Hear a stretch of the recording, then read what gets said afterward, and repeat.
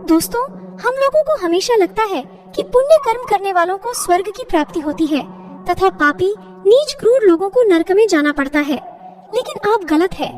इस कहानी के माध्यम से हम आपको बताएंगे कि स्वर्ग में जाने का असली हकदार कौन है और वह कौन से कर्म है जिससे आपके सारे कष्ट और पाप समाप्त हो जाते हैं। तो चलिए जानते हैं इस पवित्र कथा के माध्यम से। दोस्तों, एक बार धरती लोक पर 4 व्यक्तियों की मृत्यु एक साथ हुई थी। वे सभी लोग विचारों में अलग अलग और अलग अलग प्रदेश के रहने वाले थे। केवल संयोग से ही उन चारों का अंत एक ही समय पर हो गया।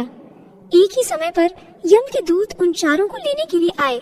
मरने वालों में एक तो किसी प्रदेश का राजा था, दूसरा बड़ा धनी व्यापारी था, तीसरा एक पूजा पाठ करने वाला पंडित था और चौथा गरीब मजदूर था जो दिन भर मेहनत करके अपने परिवार का पालन पोषण करता था। चारों की आत्माओं को लेकर यमदूत मृत्यु के देवता धर्मराज की सभा में पहुंचे। चारों उनके सम्मुख जाकर खड़े हो गए। वे सोच रहे थे कि कौन स्वर्ग में जाएगा और कौन नरक में। यमराज अपने आसान पर विराजित नहीं हुए। उससे पहले ही चारों आपस में बातचीत करते हुए स्वयं को ही स्वर्ग का मिलना चाहिए यह कहने लगे।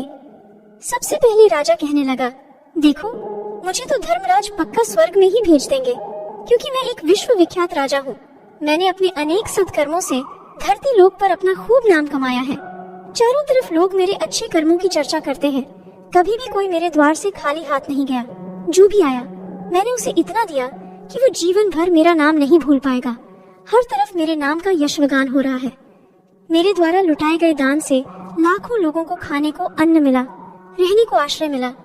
इसलिए मेरे कर्मों को देखते हुए धर्मराज मुझे पक्का ही स्वर्ग में भेजेंगे।